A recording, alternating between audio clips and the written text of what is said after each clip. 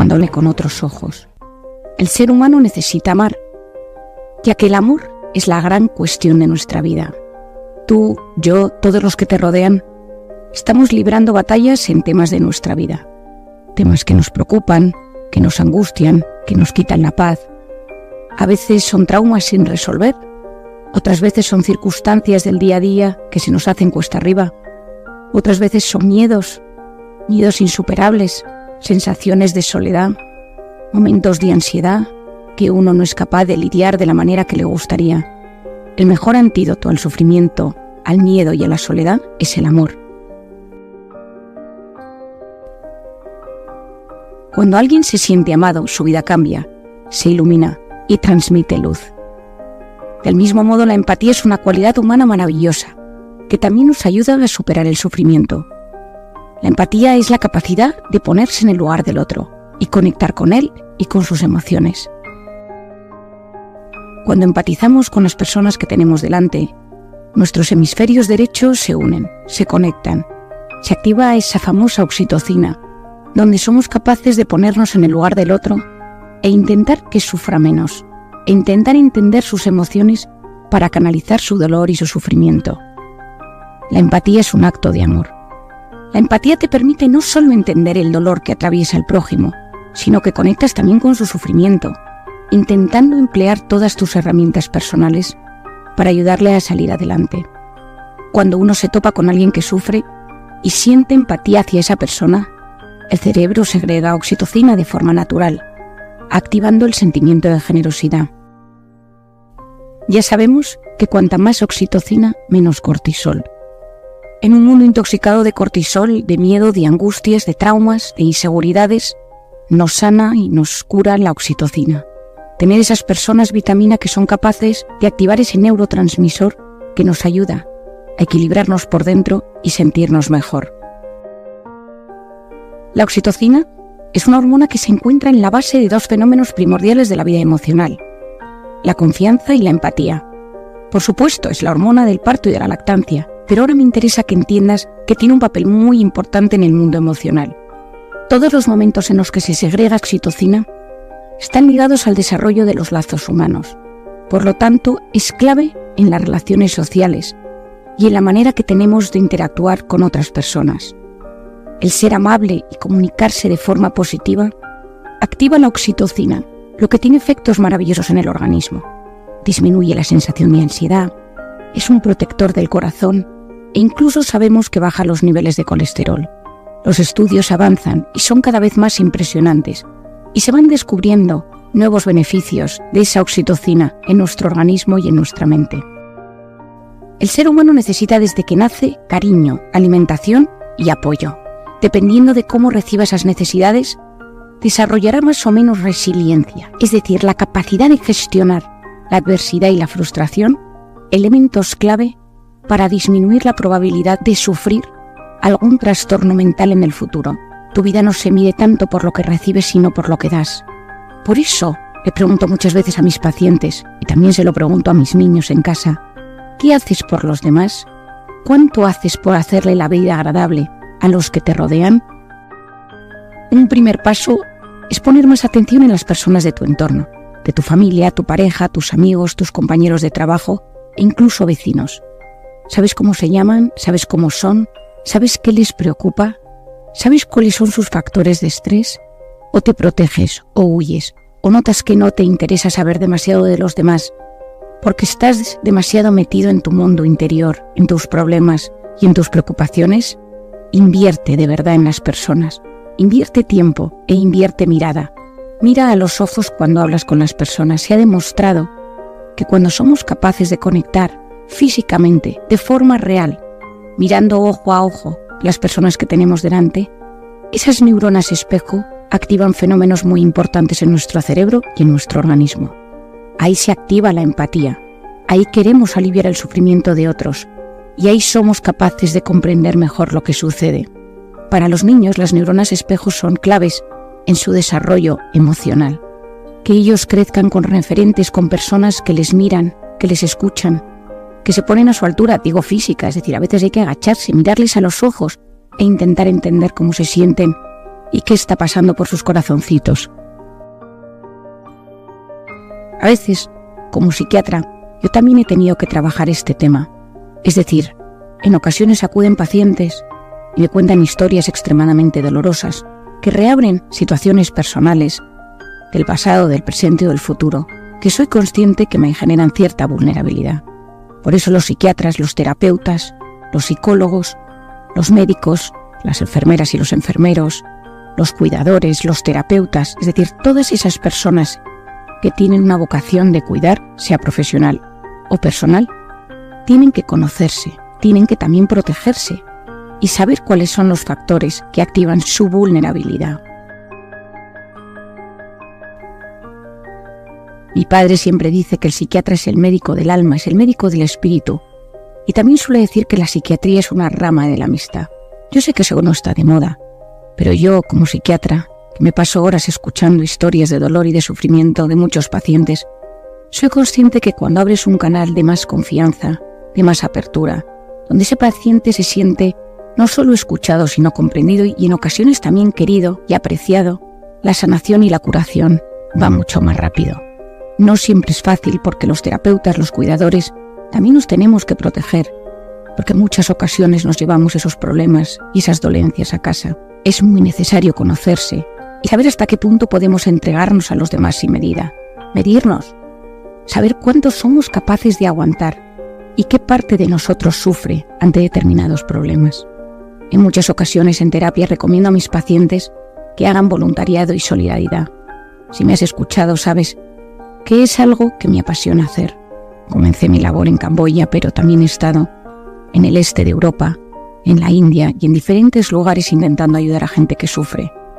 Lo mío es una gota en medio de ese océano, como decía Teresa de Calcuta, pero yo me noto removida cada vez que ayudo. Ofrece tu presencia y ayudas reales, no un simple y tópico para cualquier cosa que necesites llámame, sino de verdad, que lo sientas, que sepas que no te importa que las personas cuenten contigo cuando tengan un momento malo.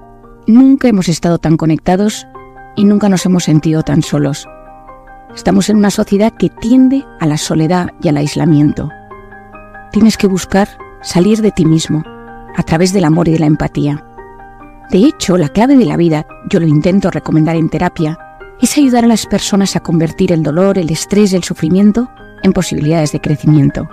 El desprecio, la agresión injustificada, la humillación, la traición, la infidelidad o la crítica constante pueden generar niveles de sufrimiento tales que resulte muy difícil, por no decir casi imposible, su superación sin ayuda.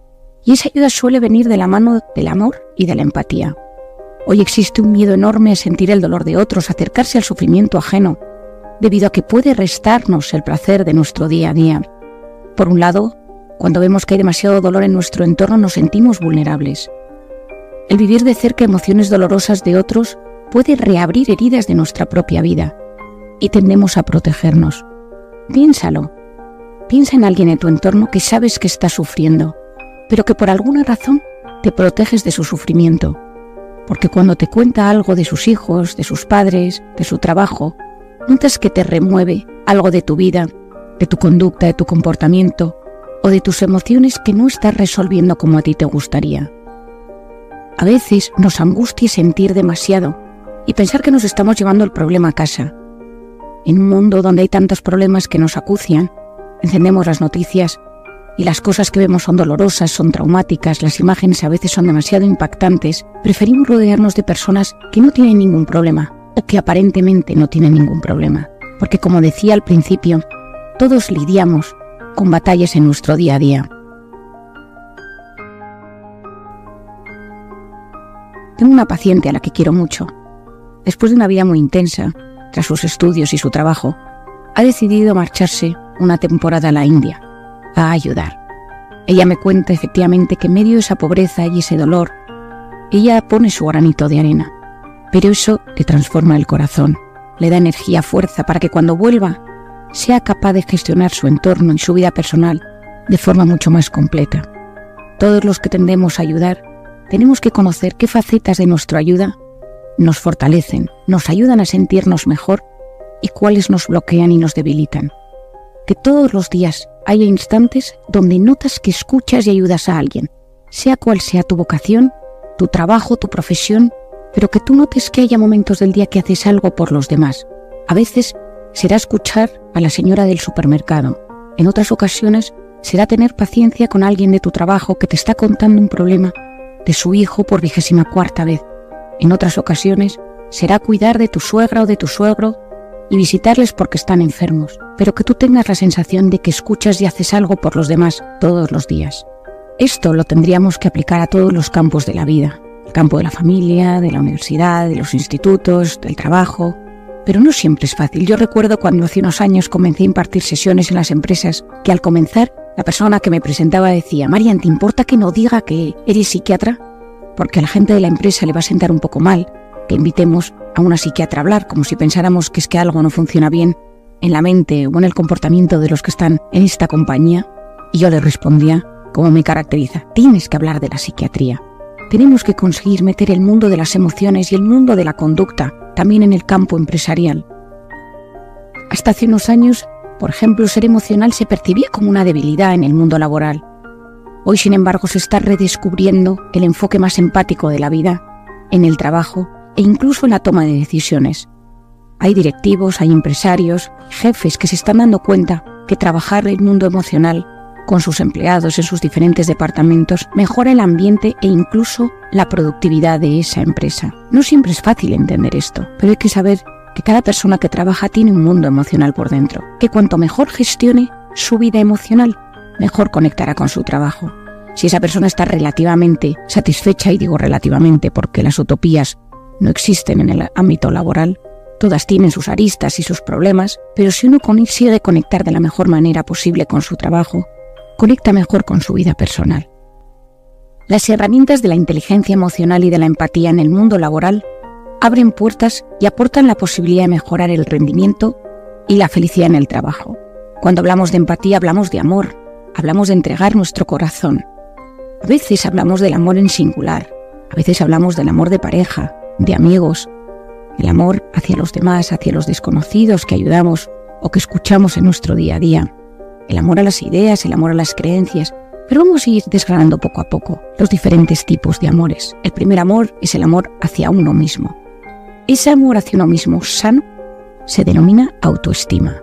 La autoestima y la felicidad están íntimamente relacionadas. Y esa autoestima tiene mucho que ver con la manera en la que yo me observo, me analizo, me juzgo, con lo que yo esperaba de mí y de mi vida.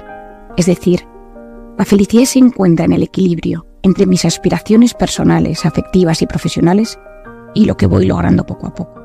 De ahí sale la autoestima adecuada, una valoración adecuada de uno mismo. Una persona está en paz, una persona tiene cierto equilibrio interior y disfruta de las cosas pequeñas de la vida cuando su voz interior le acompaña. ¿Cuántas veces he hablado de esa famosa voz interior, también denominada red neuronal por defecto, que es ese rum rum que escuchamos constantemente, autobiográfico, en el que nos vamos contando cosas, un pelín narcisista, y que nos identifica, cómo somos, cómo asimilamos las cosas que nos suceden? Esa voz interior tiene un impacto directo en mi salud física y psicológica. Si yo soy una persona que tengo cierto equilibrio interior, la voz interior me irá acompañando y me potenciará. Si yo soy una persona negativa, siempre me digo cosas malas, me hago auto-boicot, eso empeorará mi salud física y psicológica. Tenemos que trabajar nuestra autoestima, y eso se hace a veces con ejercicios de autocompasión, aprender a mirarme con otros ojos.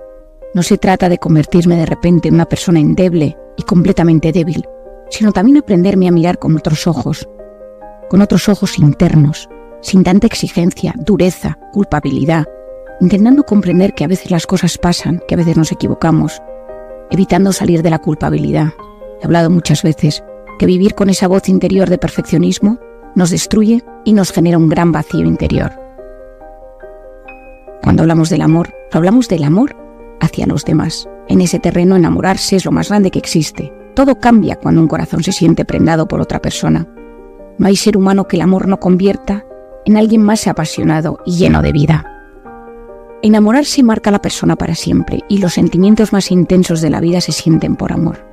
Cuando uno está enamorado de forma sana, esto afecta de forma positiva a todas las facetas de la vida, las cosas te duelen menos, te da igual que llueva o que haga sol o que haga frío o que haga calor, te importa mucho menos que tu jefe te trate mal, que haya tráfico en las calles.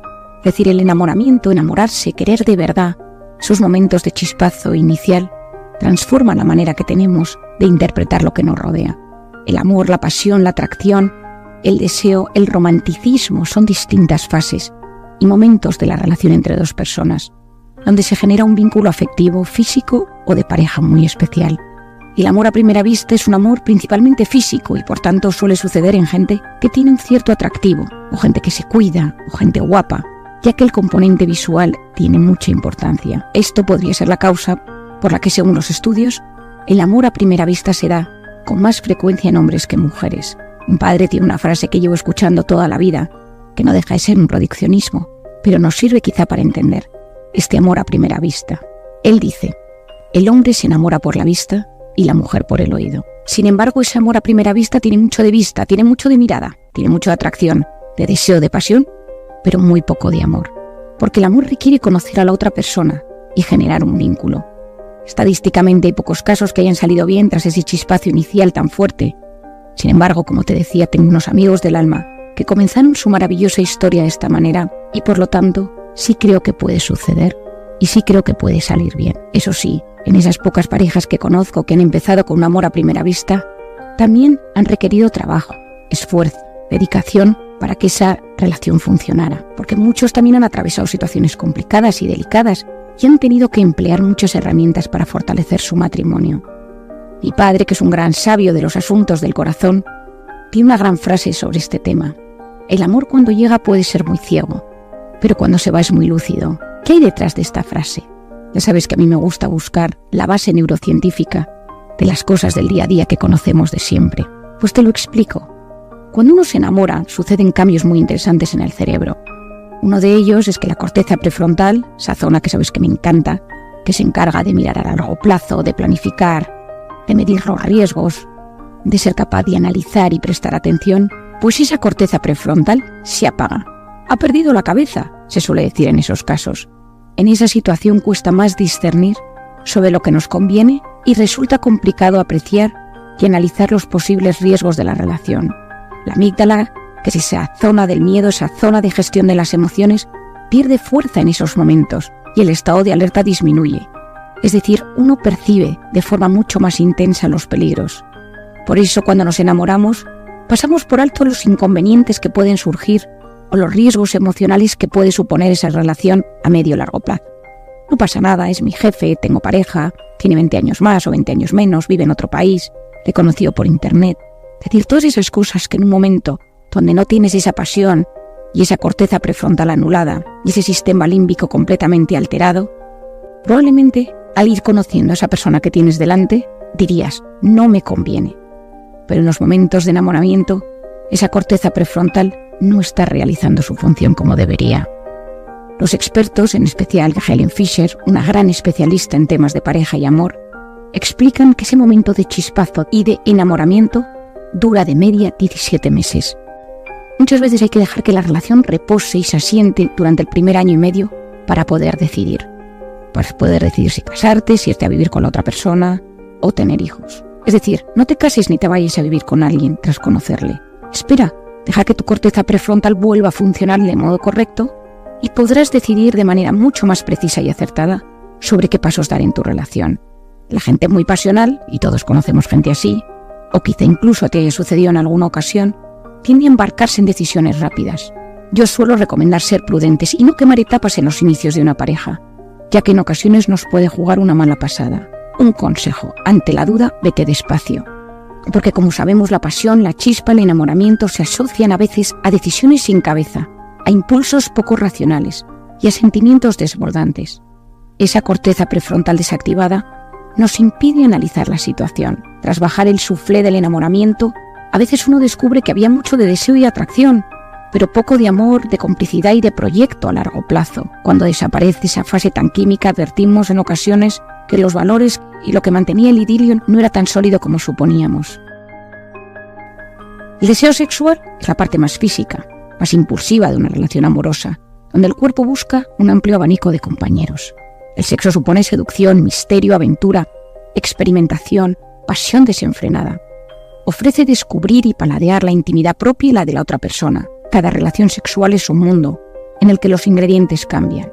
A veces tiene mucho de pasión y tiene mucho de físico y de atracción. En cambio, en otras relaciones priman el amor y el sentimiento. El sexo por puro placer, sin compromiso ni amor, conlleva una gratificación instantánea. El sexo casual busca distracción y una vía de escape fácil ante momentos de estrés, aburrimiento o en el contexto de la diversión con alguna droga. En este tipo de relaciones también existe un componente de conquista, de reto, de orgullo, de vanidad, al tratar de conseguir a alguien que resulta muy atractivo en algún aspecto. No están tan lejos de la actitud de los cazadores que cuelgan en la chimenea las piezas para su exhibición, de ahí el nombre de Trophy Wife. Para que el sexo casual no nos provoque problemas, debemos de ser capaces de enterrar nuestros sentimientos. Repito, es importante, para que el sexo casual no nos provoque problemas, debemos de ser capaces de enterrar nuestros sentimientos. Eso no es fácil y a muchos les cuesta y les acaba pasando factura. ¿Cuántas veces he escuchado en consulta? Quedamos de vez en cuando y nos acostamos, no quiero nada con él o con ella. Pero hace unos días me llamó para decirme que estaba conociendo a alguien y que no nos íbamos a ver más. Y estoy triste. No pensé que me fuera a afectar. El problema de este tipo de relaciones es que la otra persona no te debe nada. No hay sentimientos, no hay compromiso. Y es fácil llegar a encariñarse o equivocarse en las expectativas. Ya sabemos, cuando dos pieles se juntan hay oxitocina y la oxitocina genera vínculo. En las mujeres es más frecuente.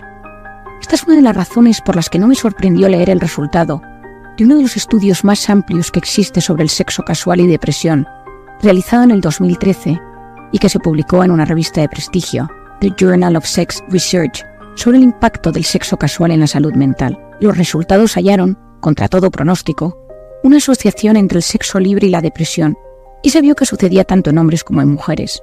Se producía además mayor aislamiento, alta ansiedad, mayor dificultad para consolidar relaciones serias.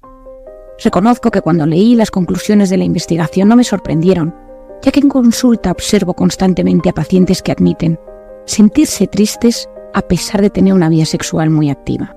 El amor de verdad, sin embargo, no es algo rápido, fugaz ni instantáneo. Enamorarse conlleva un riesgo, te conviertes en alguien vulnerable. El que busca solo sexo no se expone, no arriesga su corazón. La sexualidad puede ser causa de gran placer y felicidad, pero también motivo de enorme sufrimiento. En terapia he escuchado historias donde toda la corporalidad de las relaciones es una razón de bloqueo, de angustia y de trauma.